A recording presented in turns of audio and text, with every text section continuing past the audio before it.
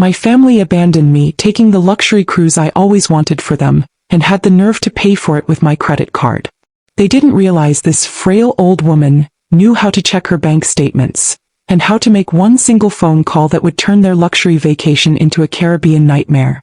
Before I begin my story, let me know in the comments where you are listening from and what time it is. I just want to know I'm not alone in this.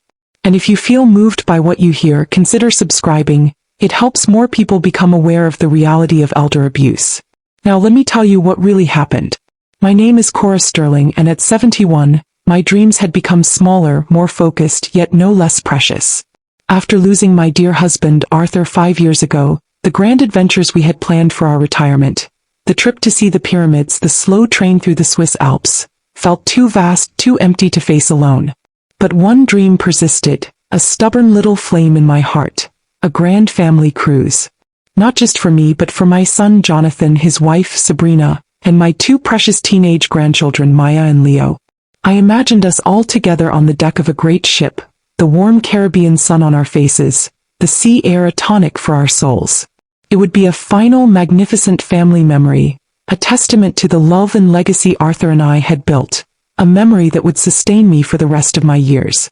My 44-year-old son Jonathan was a good man at heart, I always believed, but a man easily swayed by the powerful tides of his ambitious wife.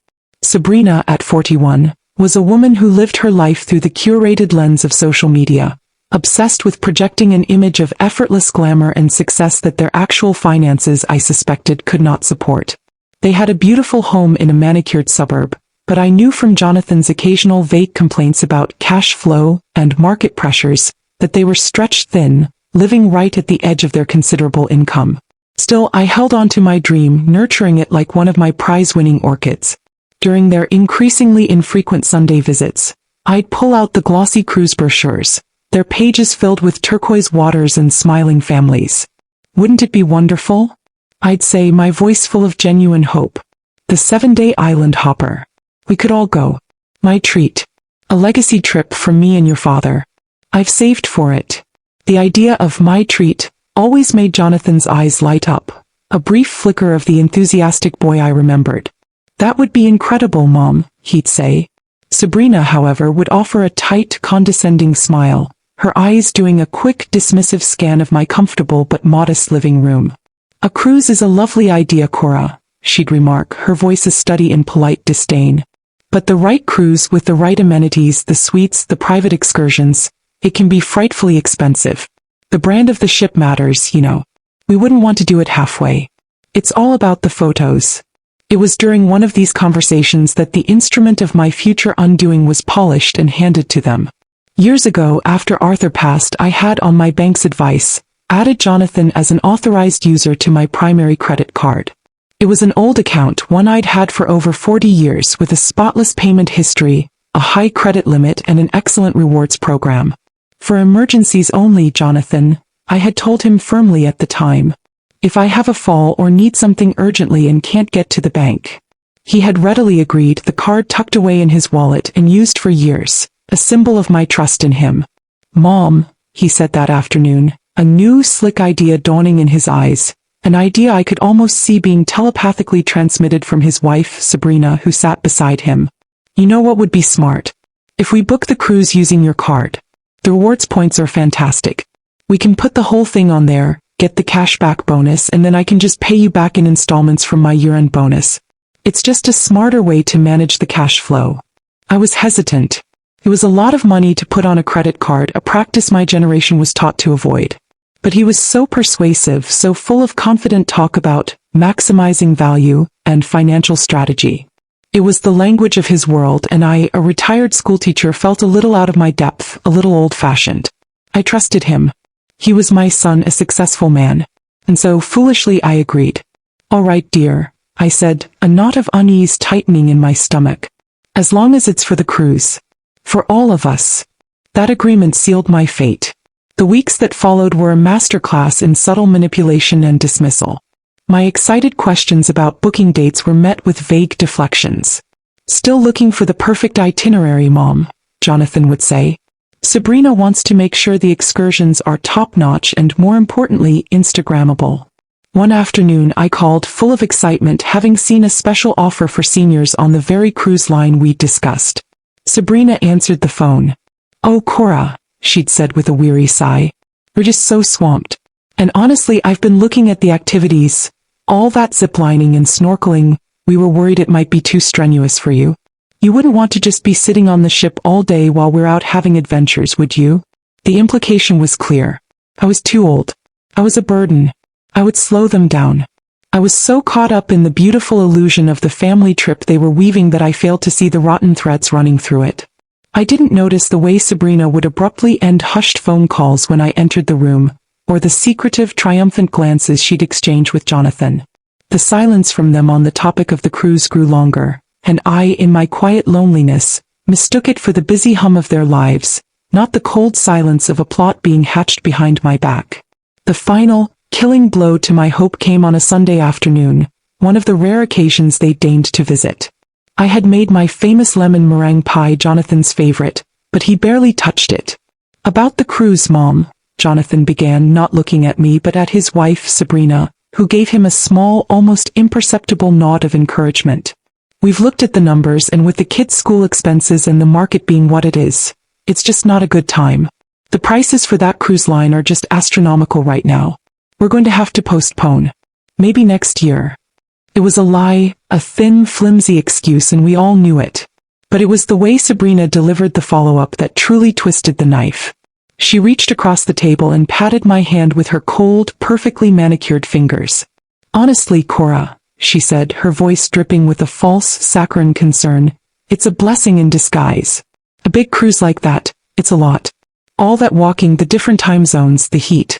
We were so worried it might be too much for you. You'd probably be much more comfortable having a quiet staycation at home. We just want what's best for you." The words, so patronizing, so dismissive of my health, my spirit, my desires, hung in the air between us. They weren't just postponing the trip. They were gracefully, cruelly writing me out of the script of my own dream. I was too old. I was a burden. I would slow them down.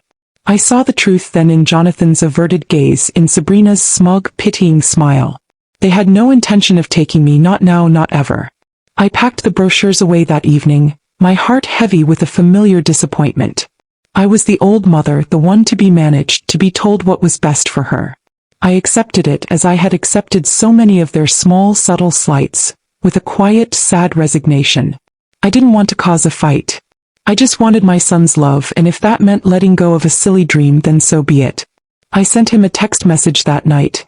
"I understand about the cruise, honey. Don't worry about me. Just wanted you to know that the emergency credit card is still in your wallet, just in case anything ever happens. Love, Mom." It was my way of saying, even though you've hurt me, I still love you, I still trust you. It was a foolish, motherly act of faith I would come to bitterly regret. I resigned myself to a quiet, lonely winter. Jonathan and Sabrina were, as they'd predicted, insanely busy. Their visits all but ceased, replaced by hurried phone calls filled with their own dramas. I didn't push. I tended my garden, I met my friends for tea, I tried to fill the empty spaces in my days. I assumed they were at home just 40 minutes away, caught up in their own world, saving money, planning for their future. I had no idea they were already in paradise. They had lied, of course. The cruise wasn't postponed. They had booked it weeks ago, the very day after Jonathan had convinced me to let him use my credit card for its fantastic rewards points. But they had booked it for 4, not 5. Jonathan, Sabrina, and my 2 precious grandchildren, Maya and Leo. Not me. I pictured them packing their suitcases, the bright summer clothes, the sunscreen. Had Jonathan felt a single pang of guilt as he'd confirmed the booking on my card, knowing he was deliberately excluding the very person whose financial security was funding their escape? Had Sabrina smirked as she'd chosen her dinner outfits, knowing the woman she'd called too old to travel was paying for her lobster thermidor? The deceit was total, the hypocrisy breathtaking. They had used my dream, my generosity, my trust as the raw materials for their own selfish, exclusive pleasure. They were so confident in my ignorance, so certain of my technological ineptitude, that they believed their betrayal would remain my secret, a quiet, unacknowledged heartbreak. They thought they had left me behind, a forgotten old woman in a quiet house, her dream turned to dust. They had no idea that in their arrogance, they had left me with something else entirely. A high-limit credit card, a Wi-Fi connection, and a direct real-time feed into their lies. The stage for my revenge was set, not in a courtroom or a living room, but on the vast, unforgiving expanse of the open sea. For the first few days of my family's non-existent cruise, I lived in a state of blissful ignorance. The silence from them was not unusual. I had grown accustomed to their busy lives taking precedence. I assumed they were at home just 40 minutes away, engrossed in work and school activities. I spent my days reading, tending to my orchids, and talking to Arthur's photograph, telling him how much I missed him, how quiet the house was. The loneliness was a constant, dull ache, but it was a familiar one. The discovery came on a Wednesday, 5 days after they would have set sail. It began with a simple text message from my granddaughter, Maya. A photo appeared on my phone screen. A stunning turquoise ocean, a sliver of a white sand beach, and in the corner Maya's own sun-kissed, smiling face. The accompanying text read, "Hi Grandma. Wish you were here. The Caribbean is so beautiful. The water is warmer than a bathtub. Love you.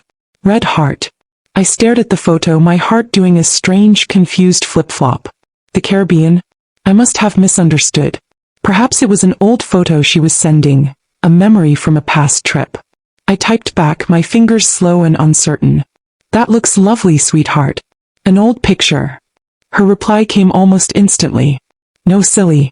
It's from right now. We're on the big ship. Dad said you couldn't make it, that you were feeling under the weather. Hope you feel better soon. XOXO. The big ship. Dad said you couldn't make it."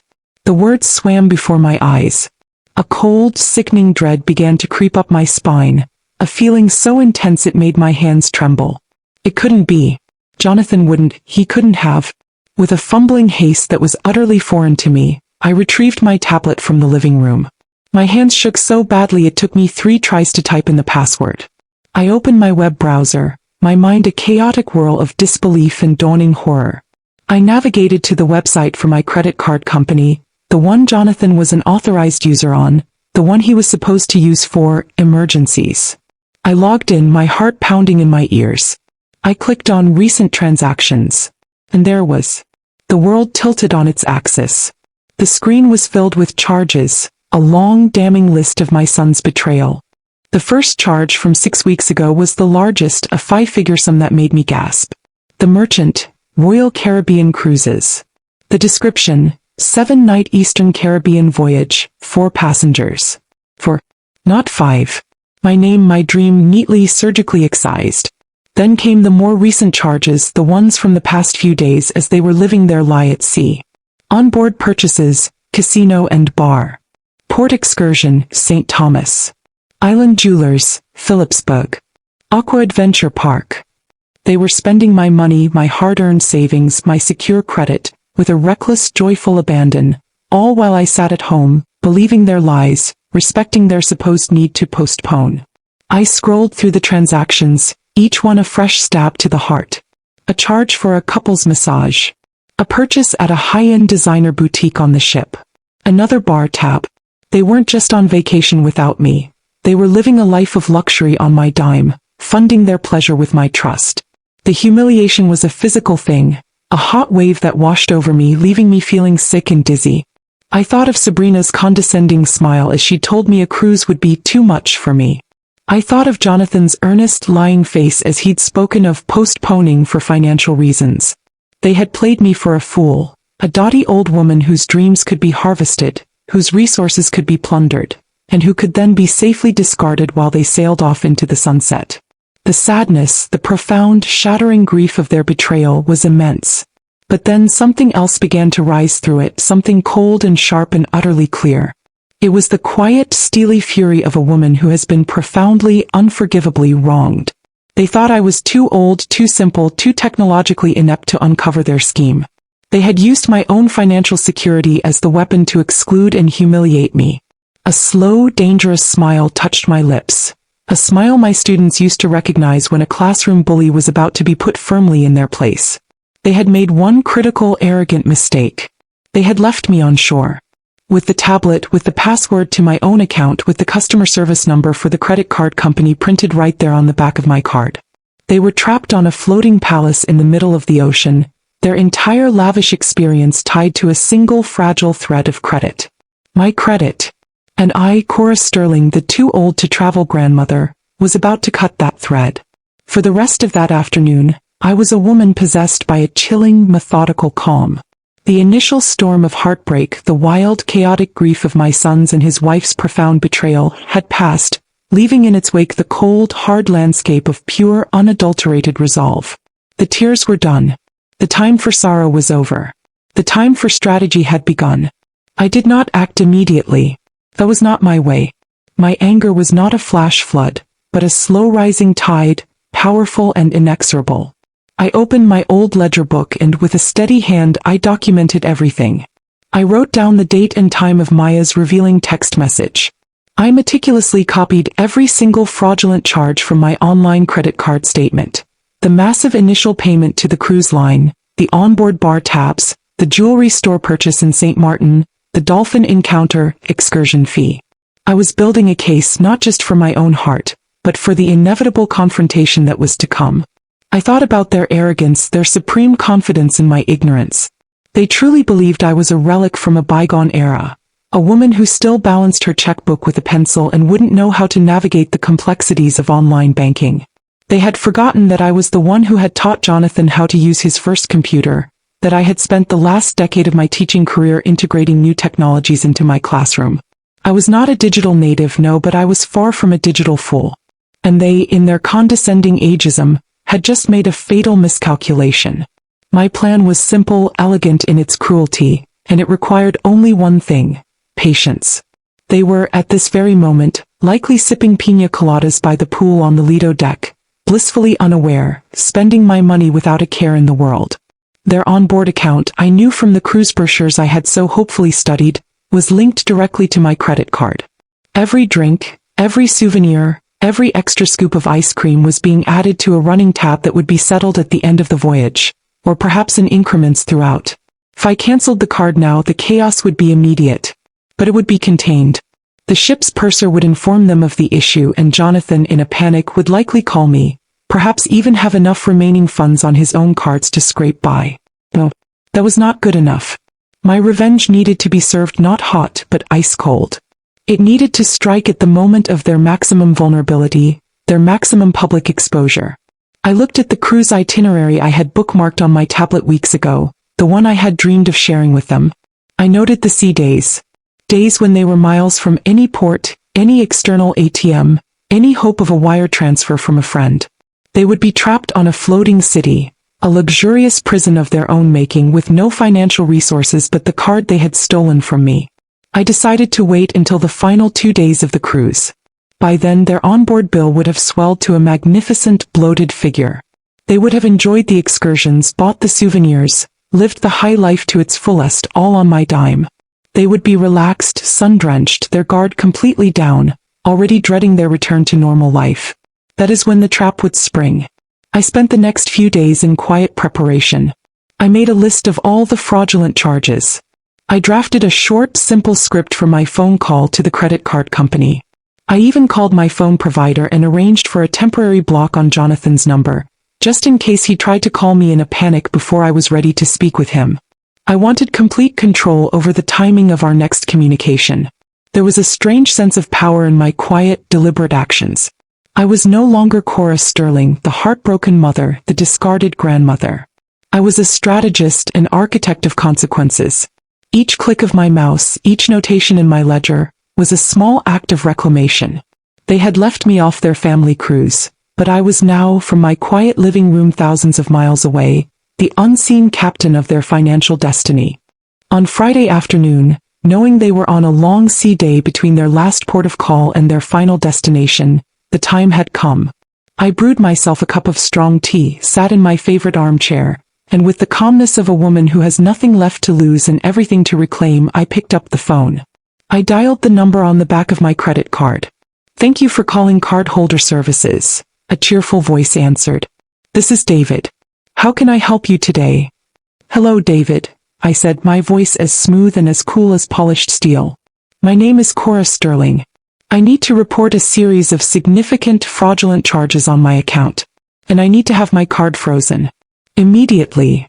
The trap was set. The wheels of my revenge were in motion. All that was left to do was wait for the delicious, inevitable sound of their panic, echoing across the vast, indifferent ocean. The beauty of my plan was its quiet, surgical precision. There was no shouting, no immediate confrontation, just a simple, irreversible action taken thousands of miles away.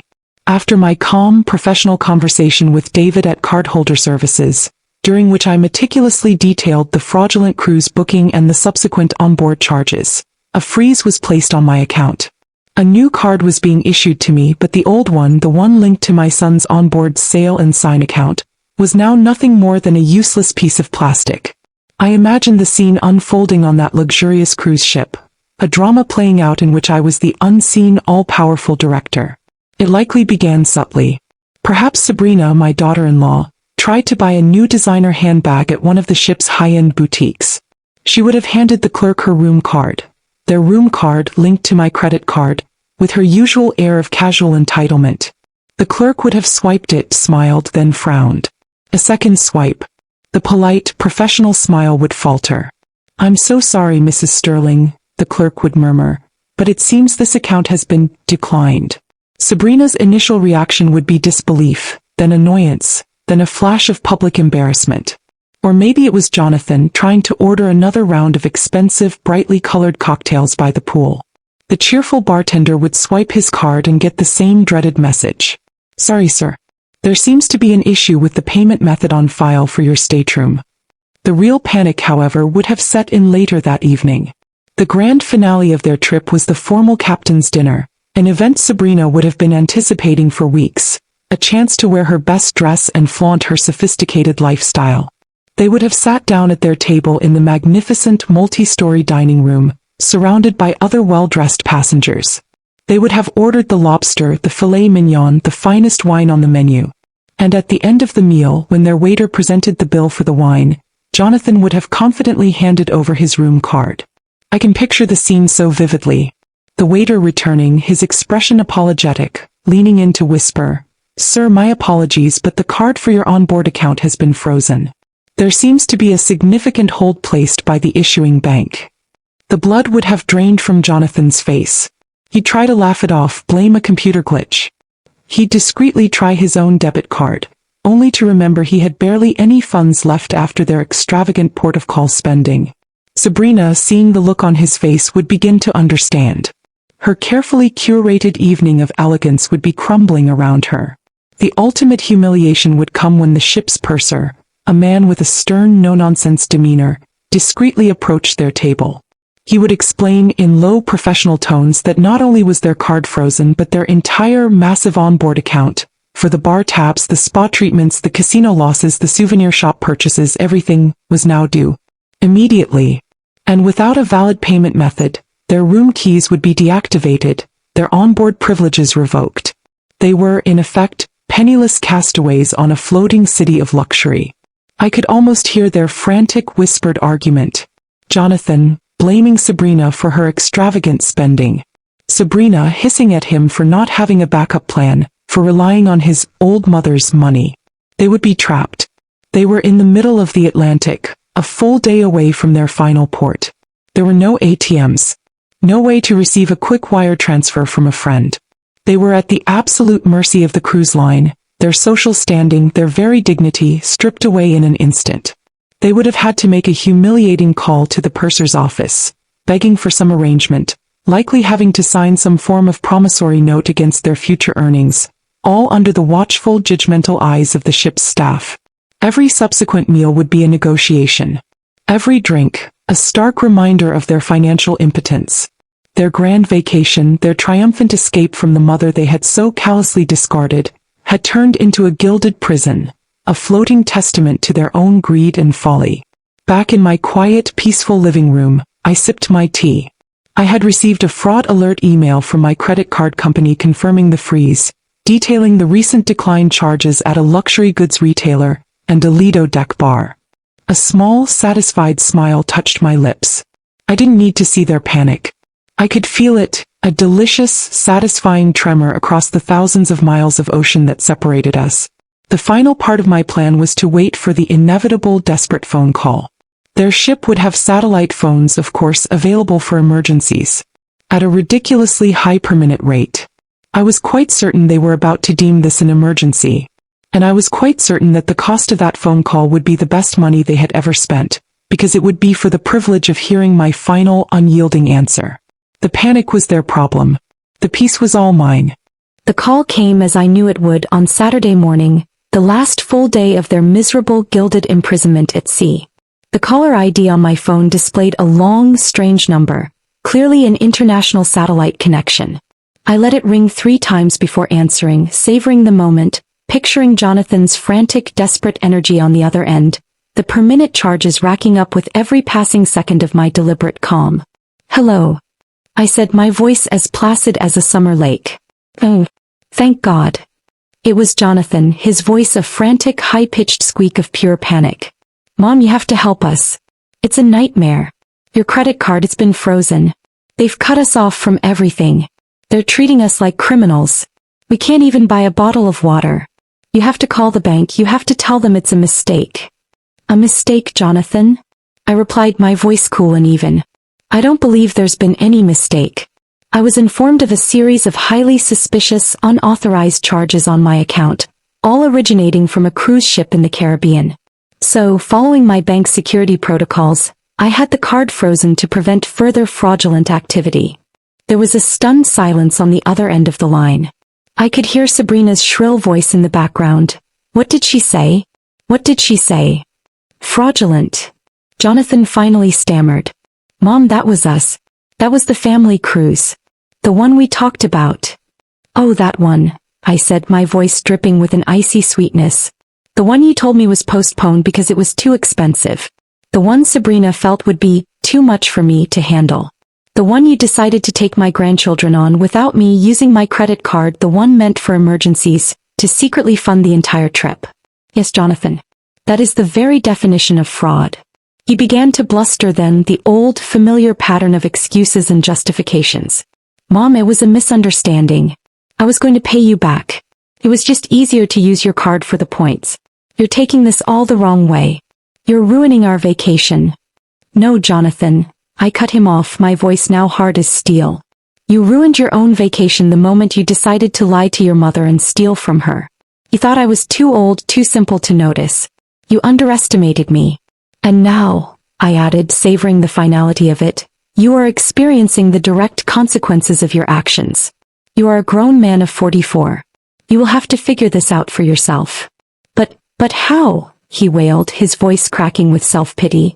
"We have no money. We're stranded. What are we supposed to do?" "I don't know, Jonathan," I said, and for the first time, a genuine note of serenity entered my voice. "That sounds like an emergency. I suggest you find a solution. You were always so good at that." And with that I hung up the phone. The following week was, I imagine, a hell of their own making. They had to make a humiliating call home to Sabrina's parents to get money wired to the cruise line to settle their enormous bill and book flights home. Their return was not triumphant but a shame-faced retreat. 2 weeks after their return, a different kind of call came. It was a man from the cruise line's corporate office, from their guest experience and security department. "Mrs. Sterling," he began, his voice professional and serious, "we've concluded our internal investigation into the fraudulent use of your credit card for the booking made by your son. We take elder financial abuse very seriously, and the pattern of behavior here was deeply concerning to us." He explained that after my fraud report and their own purser's report on Jonathan and Sabrina's subsequent behavior, they had reviewed the account.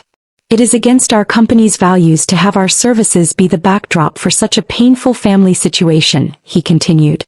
"We have refunded the entirety of the cruise fare back to your account.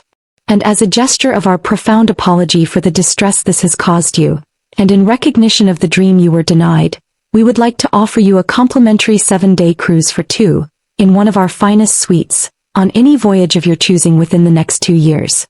On us, of course." I was stunned, speechless. A full refund. A free luxury cruise. My payback had not only been the deep satisfaction of watching them panic, but now this. The very company whose services they had stolen to humiliate me was now offering me my dream free of charge. The story ends not with me in my quiet garden, But with me months later, sitting on the balcony of a beautiful stateroom, the real Caribbean sun warming my face. I looked at the turquoise water, a cup of tea in my hand. My original cruise brochures were spread out on the table in front of me. I had finally taken my trip. The one I had dreamed of. The one paid for not by my savings, not by my sacrifice, but by the direct consequences of my son's own greed and disrespect. And it was sweeter than any dessert they could ever serve on that ship.